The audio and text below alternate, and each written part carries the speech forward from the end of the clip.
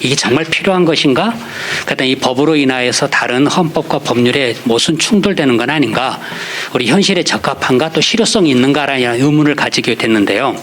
그래서 저는 이제 법학하는 관점에서 중돌 여부, 중복 여부를 보고 싶습니다. 근본적으로 이 개정안의 문제점은 채용 절차에서의 현행법은 최소한의 공정성이라고 했는데 이 개정안은 최대한의 공정성을 추구하겠다는 겁니다. 그러면서 무리하게도 채용 과정에서 발생할 수 있는 차별적인 요소를 제거하겠다라는 이런 명분을 내세웠습니다. 그러다 보니까 우리 개정안은 차별 금지에 강조를 두고 있습니다. 그래서 결론적으로 채용 절차에 있어서의 차별금지법이다 이런 모습을 띠게 되었는데요. 여기 나타난 것처럼 이 33개 정도 개인정보에 해당되는 것을 수집하지 말고 요구하지도 말아라. 또 만약 이것을 면접 시간에 이야기하면은 일종의 그건 차별행위로 간주해서 과태료 부과하겠다 이런 식입니다. 그러다 보니까 이거의 가장 큰 문제점은 평등 이념을 과도하게 적용을 했습니다. 그리고 또 법률의 명확성 원칙 위배가 됐는데요.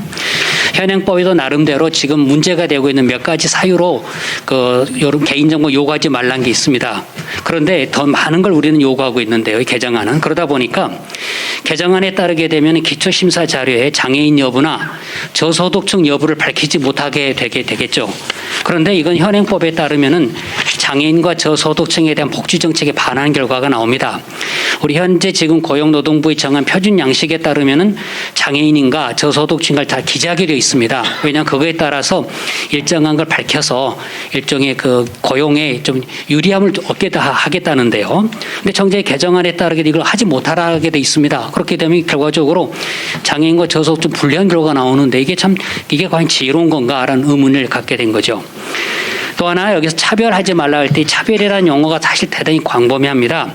흔히 말한 직접 차별 외에 괴롭힘도 하나의 차별로 포함이 되는데 괴롭힘이라고 하는 것은 이러한 그 몇 가지 사유로 해서 적대적 모욕적 환경을 조성하는 등 신체적 정신적 고통을 줘 인간의 존엄성을 침해하는 행위 이렇게 이해를 하고 있습니다. 그러면 어떠한 발언이 이게 과연 괴롭힘으로 될지 안 될지 참 막연하다는 거죠. 그러니까 이게 과태료 부과 대상이 되는 행위임에도 불구하고 이게 괴롭힘인지 해당되는지 좀 명확하지 않다 이런 문제점이 있습니다. 그래서 이게 명확한 규정을 가져야 됨에도 불구하고 명확하지 않다라는 문제가 있습니다.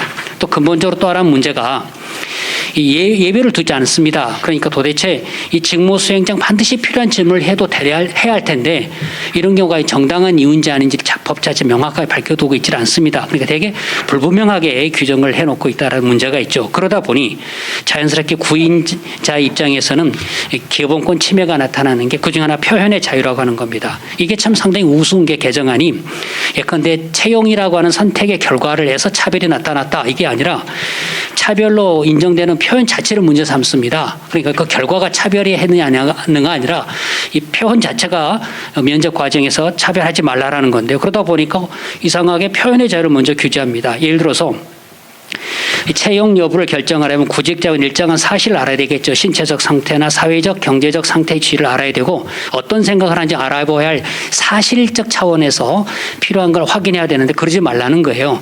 보통 우리가 차별 행위는 가치 판단을 전제할 때 이 문제 삼습니다.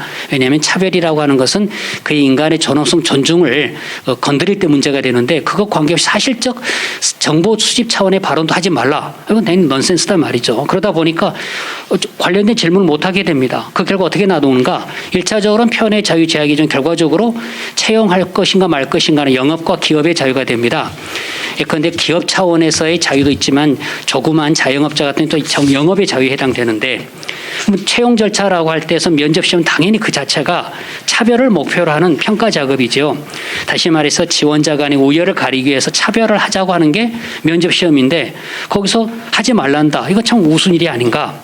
그렇다면 도대체 어떤 식으로 해야 되는 걸까? 원래 따지게 되면은 이제 원칙적으로 이 차별에 관한 그러니까 차별화를 위한 그런 평가 질문을 하고 예외적으로 지나친 차별하지 말라 표현하지 말라 해야 되는데 이 개정안은 원칙적으로 차별하지 말라는 거예요. 그런 다음에 예외적으로 정당한 사유가 있으면 질문해라라 그러는데 이게 원칙과 예외가 전도가 되고 있는 대단히 이상한 그런 법이 되고 말았다.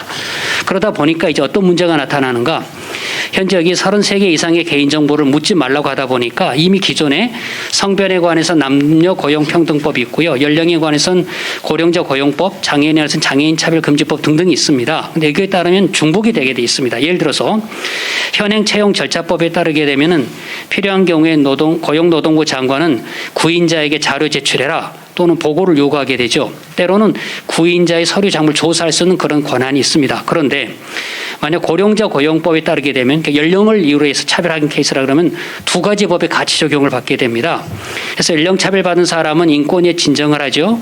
그러면 나중에 구인자는 인권위로 조사를 받게 되고 필요하면 구제조처 등의 권고를 받게 됩니다. 또 시정 명령을 또 받게 될 수도 있죠. 그렇게 따지면 이 사람은 중복된 법의 적용을 받게 되는, 얼마나 이게 영업의 자유, 기업의 자유를 위축하게 만들 것인가, 이런 문제가 따르게 된다는 거죠. 아까 말씀하셨던 것처럼 구인자에 따라서는 일정한 그 종교단체일 수도 있고 정치 성향을 띤 단체일 수도 있고 경영자 중심의 단체일 수도 있고 또 특정 지역 관련 단체일 수도 있습니다. 그러면 특정 성향의 직원을 채용하는 게 당연할 텐데 이 문제가 되지 않는가. 특히 종교의 자유가 제한된다는 이미 말씀하신 바와 같습니다. 이처럼 총체적으로 말씀드리자면 뭐라 할 수 있을까? 이건 바로 채용 분야의 차별금지법으로 나타내다 보니까 채용 절차의 최대한 공정성을 구하다 보니 구인자의 자유를 과도하게 제약하게 되었다. 그리고 어떤 이제 현상이 발생하는가? 구직자는 면접 시험을 치르게 된다면 구인자는 채용 절차법을 잘 준수하는 시험을 치르는 셈이 됩니다. 그러다 보니까 구인자의 자유가 지나치게 제한을 받게 되니까 구인자는 공개 채용을 꺼릴 수밖에 없을 것이고, 그러다 보면 구직자에게는 고용의 기회가 줄어드는 게 오히려 자연스러운 모습이 아닌가. 이게 과연 좋은 법인가? 요컨대 평등 이념에 경도된 과잉입법이다라는 비판에서 벗어날 수 없을 것 같습니다. 이상으로 비판을 겸한 토론을 마치겠습니다. 이상입니다.